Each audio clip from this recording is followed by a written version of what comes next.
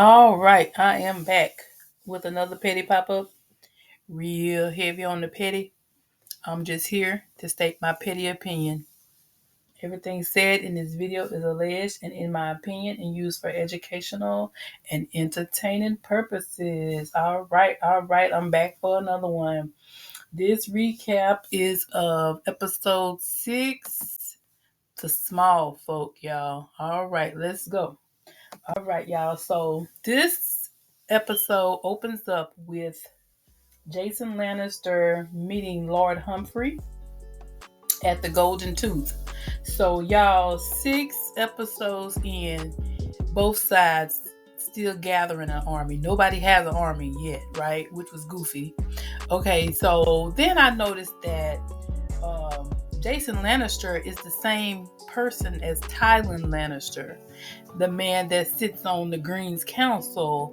So Jason Lannister is playing his brother and himself. Like, that's goofy. Like, that's just like they did with the twin knights, Sir Eric and Sir Eric. And then you basically gave them the same names. Like, y'all budget big enough to hire 2 different people, because even twins, identical twins, they're different.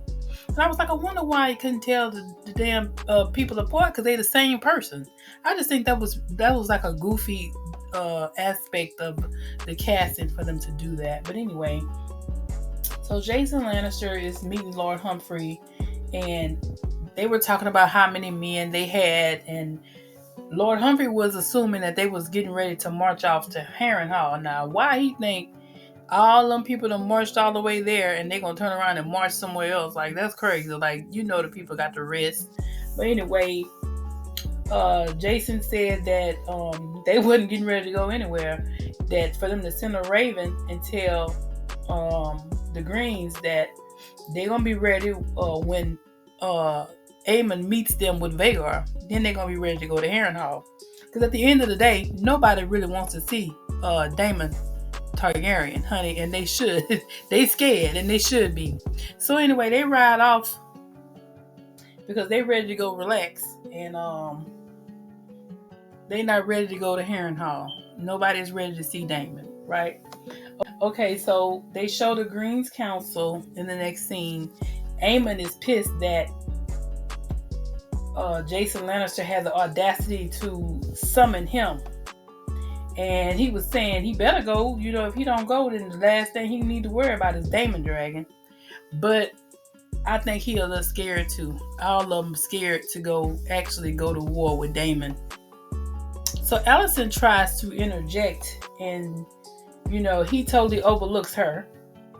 He talks right over her, and he goes to Sir Tywin and tells him that he needs to make an alliance with the Triarchy so that they can weaken the blockade.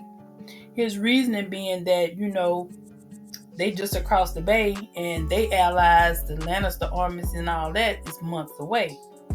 But everybody knows that dealing with the Triarchy is tricky because, they're not trustworthy. They'll tell you one thing and do something else. So Alicent says that, your father knew better. Basically, look at you boy, you don't even know what you're doing. Okay? So, of course, Prince Aemond doesn't take too kindly to that. And after the meeting, he calls her back. And he says, why are you here? He was like, what is your purpose for being here? We indulged you, at first, but I'm pulling that back now.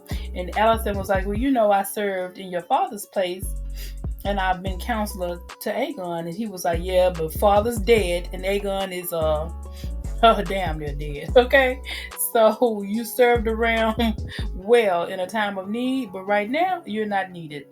So imagine raising your spoiled brats up to want to be royalty. You don't know how to be royalty because you're not royalty, and they don't know how to do anything either because all they've had is a life of privilege running around, doing whatever they want to do, assaulting people, haven't taken the time to learn nothing. And so now it's time that you want to push them forward to be leaders, and they can't lead themselves out of paper bag. Imagine that. Imagine you doing all of that to usurp the crown, and then you get usurped out of your seat on the council by your own son. Imagine that. Is that what they call karma, y'all? I think that's what they call karma. All right. So in the next scene, we see our very own Lord Corlys, who has accepted his role as hand of the king to Queen Rhaenyra. So the Black Council is speaking to Stefan Darkland because Rhaenyra has discovered that the Darklands have common blood with the Targaryens, and if anybody can claim a dragon, she believes that he is the one who can do it, that he has close enough blood to do it. So Sir Darkland is flattered at the idea because, they consider dragons to be gods, and, Rhaenyra was telling them, look, I'm not making you do this, because this ain't never been done before. We don't know what to expect, and to claim a dragon, you got to be prepared to die. And so Darkland was like, I understand the risk, I accept it with happiness. So he was glad at even the thought of being considered to be like royalty. And he assured her that he swore to give his blood for hers in his oath. So Sir Darkland is down. He want to try to claim a dragon. All right. So in the next scene, we go back to Harrenhal, where Daemon is reminiscing about his past, right? So Viserys asks him, did you say it? King for a day. So remember back in season 1 when King Viserys' son died, Daemon was not there for his brother, right? So in his visions, it's kind of like he's reliving that time and to see what he did as opposed to what he should have done. Daemon is like, I can't believe you still mad about this. And Viserys, he was giving him this, the speech, I'm the only friend you have at court. Everything I give you, you throw it back in my face. Viserys was crying, and Daemon was saying he was sorry. And so Daemon went to try to get out of the door, and he couldn't get out of the door. Lo and behold, who is on the other side of the door but Sir Simon? Sir Simon opens the door and kind of wakes Daemon out of his, dream. And Daemon is kind of out of it. He's like, who are you? Are you my friend? Are you a friend by day and a foe by night? What you trying to do? Are you an agent of the High Towers? Like, who are you? What purpose are you serving here? Like, he didn't really understand. Well, he thought at the moment that Sir Simon had been sent to do something to him because he's confused, right? And Sir Simon just took it. He just took it. Daemon was like, don't look at me. He said, whatever y'all got planned, I'm ready. I'm on guard, just so y'all know. But, Sir Simon just, I don't know how he has balls of steel, but he just takes it all in stride. I think he kind of knows something's wrong with Daemon. But, he kind of takes it all in stride. Okay, so in the next scene, Daemon gathers all his stuff like he getting ready to go.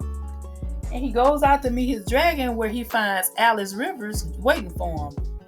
And as he goes out, he says, something is wrong with me. Like somebody poisoned me or something is wrong.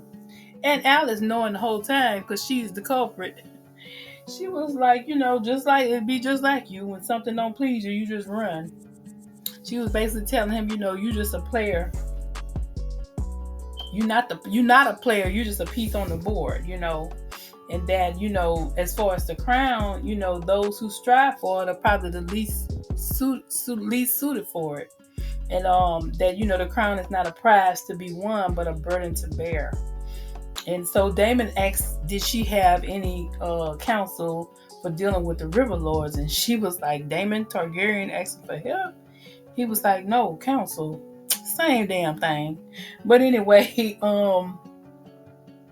she told him that the Rivermen are like, they're real stubborn, and So, not to do anything for right now, but in 3 days that the winds will shift. She didn't say how the winds was going to shift, just that the winds are going to shift. And so Daemon, I guess took her advice.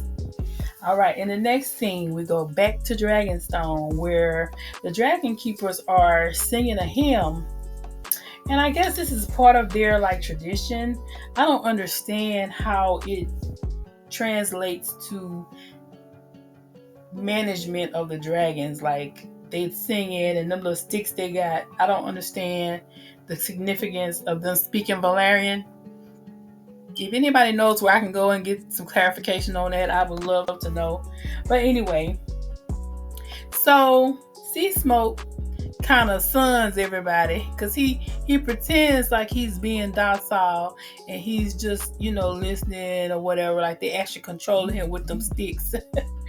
And then Sir Darkland, he thought he had did it. He's like, yeah, I've done it. And everybody was on pins and needles. Rhaenyra was looking back and forth like she couldn't believe this was actually happening because this never happened. Nobody has ever claimed a dragon before outside of Targaryen dragon lords. And then Sea Smoke pretends to burn everybody alive. I thought it was hilarious. I was like, okay, how y'all gonna use y'all sticks now? Like, what y'all gonna do with them sticks? So anyway, Sea Smoke burns Sir Darkland alive, and also one of the Dragon Keepers. The Dragon Keeper had a little knife, and he cut his own throat. I guess to ease his suffering since he was being burned alive. But I was wondering when I saw that little knife, I was like, what is he going to do with that knife? Do y'all see the difference in the size of these human beings and this dragon? Like, what could the knife... So evidently the knife is for them, not the dragon. Okay, so that's the end of that. Sea Smoke said, how dare you? Okay, so then we go to the docks at Driftmark where Lord Corlys is speaking to Alan. He's telling him, he's trying to promote Alan. And Alan is just very reluctant to accept any help from Corlys. And his brother looks on because his brother wants him to accept his help so that it can improve, their outlook. But Alan is against it. Then we go to King's Landing and a tavern where Ulf is being his ungrateful self. Y'all, I don't like how this character is panning out. Like, he's panning out to be like a really ungrateful character. I just don't really like how he's panning out. I could understand him being salty a little bit, being the Smallfolk and all that, but I don't know. It's just not. It don't sit right with me. Then the madam from the brothel, she's spreading gossip about how they splurging on food and whatnot. And all the Smallfolk, they eating soup and fish. They don't have no meat. But they having lamb chops and all this other stuff celebrating Prince Aegon. While the rightful heir is denied her seat. She's also spreading the rumor that, Rhaenyra, they won't let Rhaenyra in her seat, but they taking all the meat and celebrating and all that. So it's kind of like she's planting the seeds of discord among the people to try to lure them to Rhaenyra's side, which I don't think is very hard to do when you're hungry. So, all right, y'all. In the next scene, Rhaenyra walking down the hall with Lord Bartimaeus on her heels. And he's talking his talk about how his idea was better. Like, he's basically telling her, I told you not to try, not to do that. My idea was better. It wasn't that sensational. And Rhaenyra turned around and slapped the hair right out of him. She slapped the taste right on up out of his mouth, y'all. Okay? So Rhaenyra is still grappling with her decision to have Sir Darkland try to claim Sea Smoke, and Mysaria comes in to give her news of King's Landing and that they just laying the kindling. They're gonna light it later on, tonight. And that she was saying that it would be hard for Aemond to wage war at home and abroad. And she was just, trying to encourage her. And she was just saying that the small folk are listening because she's planted her little feelers out. So I guess this is part of her plan, that she was, sending out the maid to do. We was wondering what was she gonna be doing in King's Landing. Okay, so they show the small folk, y'all. The small folk catching it. They begging for food. They while they're trying to get scraps. The King's Guard is escorting whole truckloads of lamb to the dragons. So the people, they see this. Ulf is there. He got a problem with it. All the small folks saying, "Where's our meat?" So, small folk getting ready to set it off, y'all. They is not happy about all the meat going to the dragons, okay, and all the meat going to the royal parties that they've been having, okay. So then they show the Green Council meeting where they're telling Aemond that the people, becoming restless because there's no food, and those who have means, they bought more than they should, and Aemond's so dumb. He said, so? He say, so why is their anger directed at us? This is what I'm saying about these people. Are her sons, Allison's sons are not, they can't lead nobody. They not interested in leading. They never learned that lesson. All they've learned is that they was put in a position in life through their birth. They don't know how to lead. Neither one of them have any business sitting in that seat. But anyway, so Aemond's like, so the people restless, so what? So Larys explained to him that, there's not enough food, the people still look to you to ensure their well-being, that's the burden of authority. That's part of the responsibility you take on by being the king. You have to take care of your people. No, but you shouldn't go it alone, so you need to choose a hand. And Prince Aemond was like, well, I'll leave it to you to make it happen. And Lord Larys thought he was saying he was choosing him as hand. He was like, no, idiot. I'll leave it to you to find my grandsire.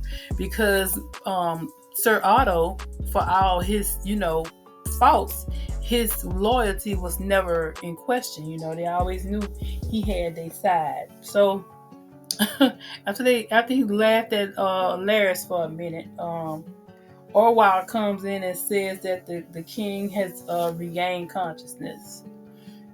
And so they show King Aegon whimpering.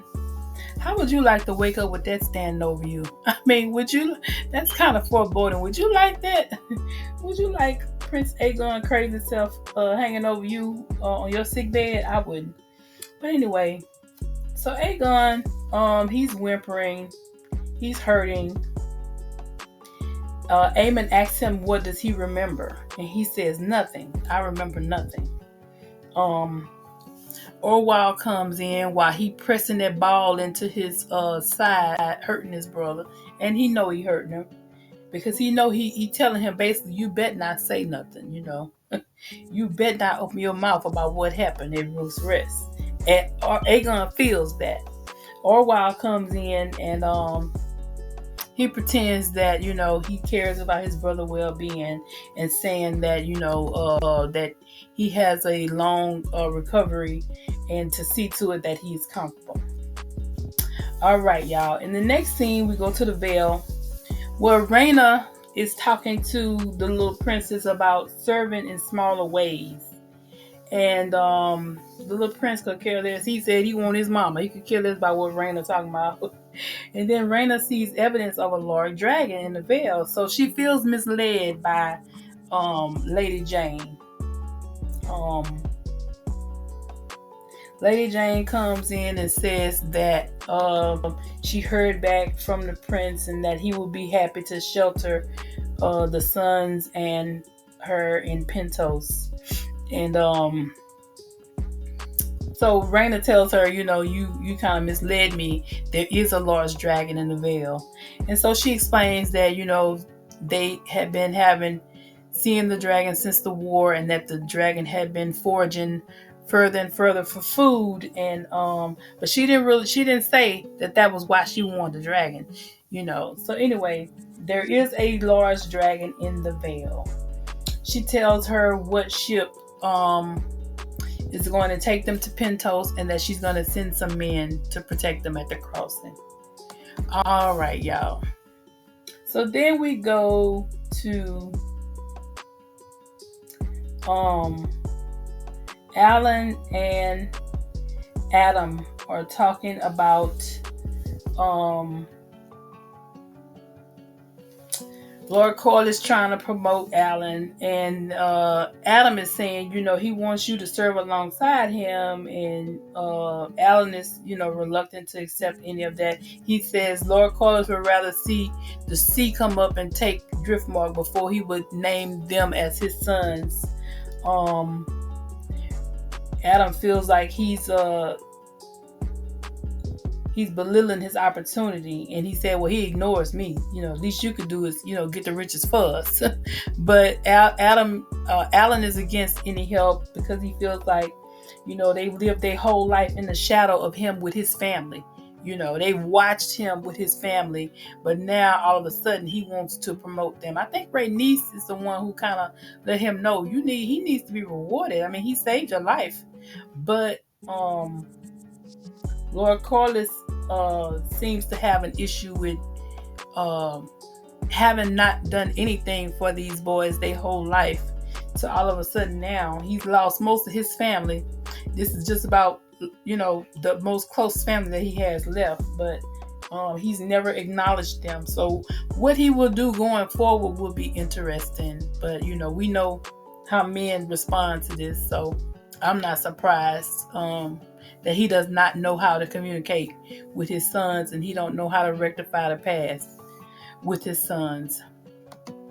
All right, y'all. So the next scene we go to is Rhaenyra and Jace. Jace was saying, well, it was a bold attempt. I admire you for it. Talking about Sir Darkland and Sea Smoke, and Rhaenyra say, she tired of being protected. Jace was saying, yeah, the servants say you struck Lord Bartimus. They all talking about it, and she was like, look, I'm tired of being protected.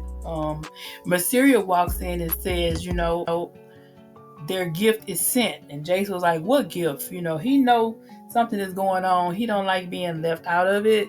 He kind of looks at Mysaria like with disgust, like, he knows something going on between them, but he don't exactly know what. And I don't understand why Rhaenyra wouldn't share with him what was going on at that point. It's not like he gonna go tell somebody. So she could have told him, well, this is what we're doing. We're trying to, lure some of the small folk in King's Landing to my side by sending them a gift of food because they're starving. They don't have any meat. I mean, what would that cost to have said that? But maybe that's just wasn't their way, I guess. So, okay, so we go to the small folk. The small folk are on the beach, y'all. They trying to do anything they can to get some food. Look like they crabbing or something. So while they out there crabbing, guess what happens? Lo and behold, they get a boat come up to the dock, and not the dock, but come straight up on the beach. And he's like, what is this? He goes over and he finds the boat is loaded with food. And then he looks out to see that there's a lot more boats out there loaded down with food. So Rhaenyra has sent the small folk some relief for their hunger, right? Okay. So then we see Alicent getting a report from Orwell about Aegon's update about Aegon's health, and it's grim. Everybody knows that he's gonna have a long, hard he's gonna suffer a long time before he gets any better. So Alicent goes out to see the soldiers off and to give her blessings. I guess looking for her boo thing, Criston Cole, but she runs into her brother. So her brother kind of notices that, she is looking at Criston Cole, that she probably came to see him off. And so he tells her that, thank you for your blessing or whatever. And that, so she asked him, had he heard from their father? And he said no, but that he hadn't sent any letters either. And that, although Hightower is ever resourceful, that he would send word when it was word to be sent. So she asks about her son, Darren, and he tells her that Darren is kind and he's a good kid. and she was saying that she finds kindness lacking in the other two. Yeah, kindness and responsibility and any type of everything is lacking in the other two. But anyway, Christian Cole waited on his nod. I mean, he stood there and he was getting on his horse, gathering himself, but he stayed there. They both kept glancing at him too. So it's kind of like, I think Sir Gawain is getting the idea that something is going on between Alicent and Christian Cole. All right. So in the next scene, we have Hugh, who makes an appearance again, but the rat catcher's dog. The little doggies are still out in the street, y'all. So Hugh, everybody's out looking for food. So Hugh, he comes across his man. He was like, "What is that? Where'd you get that food from?" And the guy tell him, "Rhaenyra sent it. Queen Rhaenyra thinks of us even now." So he beat the man up and take his man for himself with the Smallfolk. So the Smallfolk is hurting, baby. Everybody trying to get some of that food that Queen Rhaenyra sent. So how would you feel, like, if you starving, somebody sent you some food? How would that make you feel toward them? I think it was a pretty crafty idea of Mysaria to advise Rhaenyra that way. She's really shaping up to be a better advisor than anybody on any council. All right, so in the next scene, we find the King's Guard coming to get the queens because the Smallfolk ready to set it off, y'all. They was like, "Look, queen, y'all, we got to go right now." So they get up to go outside, and the Smallfolk are gathering. People restless. They done figured out that the crown has kind of taken advantage of all the meat and left the people to starve, and they not happy about it. So one of the gentlemen grabs, as they run, they start throwing stuff. They threw something in Alicent's face. What do y'all think they threw in Alicent's face? Because ain't they hungry? Like, would they throw food? Or would they throw something that's not food? I was just really wondering, like, what is it that they threw? So Helena looks like she is so shocked, but she don't need to be shocked, because guess what, Helena? They got something for you too. They threw something in her face too, y'all. So as they was running, one of the men grabbed Alicent's arm, and one of the King's Guard just lobbed it right on off, okay? As he should have, okay? And I was like, okay, so the Smallfolk was ready to set it off. But you know what I discovered in this scene, y'all? Man, the queens can run, baby. They was getting up out of there. They was like, oh yeah, it's time to go. So they made it into what they call in the wheelhouse. They made it in there. They act like they were so shocked and out of sorts, and they didn't understand why, this was all happening.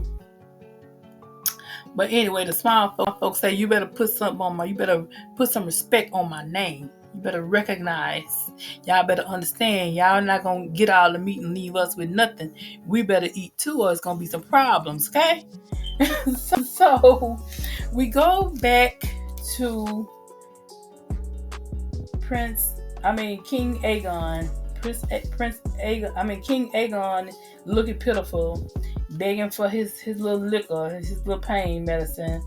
And Larys was telling him that, he knows that will take his pain away, but it's also dulling his mind, and that his mind is all he has right now, and that Orwell has exhausted his abilities. He's bound your leg, but you'll never run again. So you need to reconcile yourself to, like, this is what you're going to have to deal with going forward. So he told a little bit about his story when he was born, and how, the people will stare at you, but they will also underestimate you, and he needs to take that to his advantage because his life is in danger.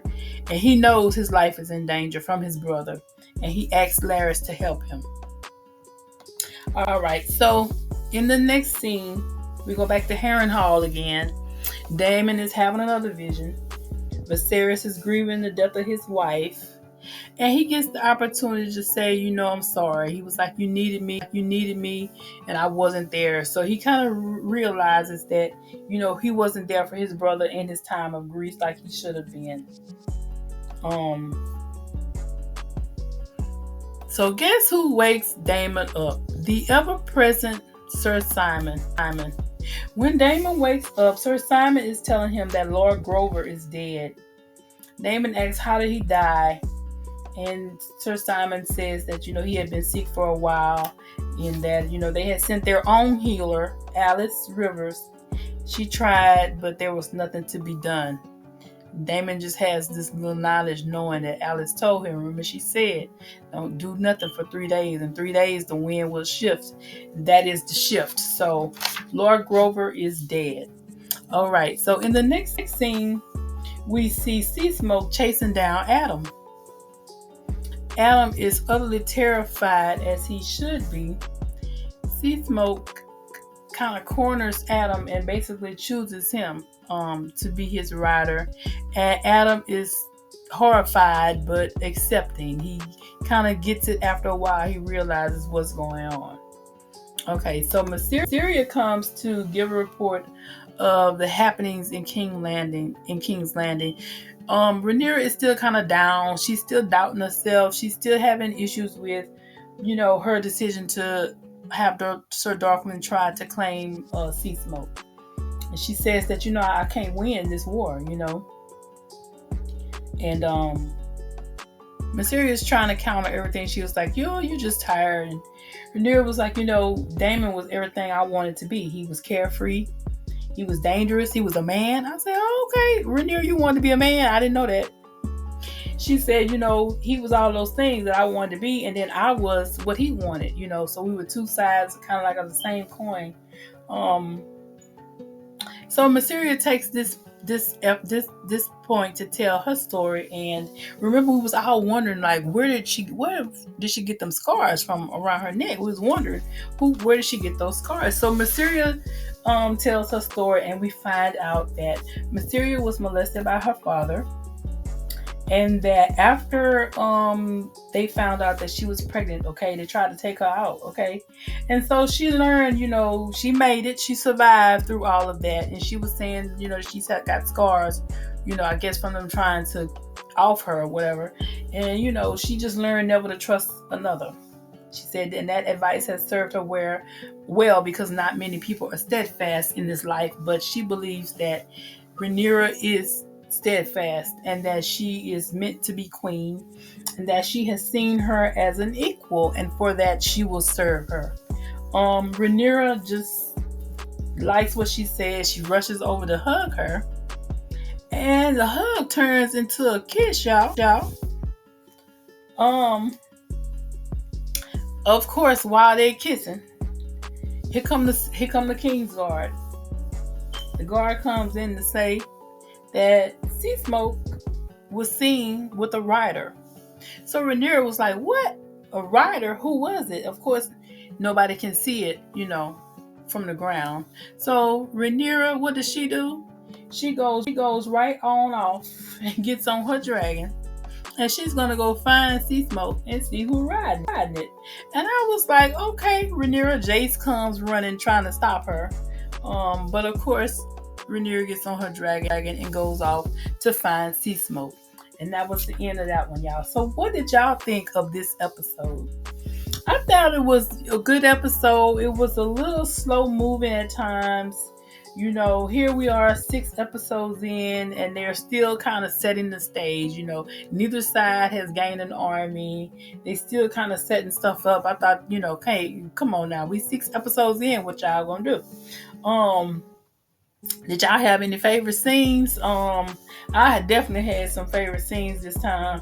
Sea Smoke burning Sir Stephen Darkman for his audacity, and the people with the little sticks. I was just like, that just blows my mind. Like, I don't understand how they think they're going to control a dragon with those little sticks.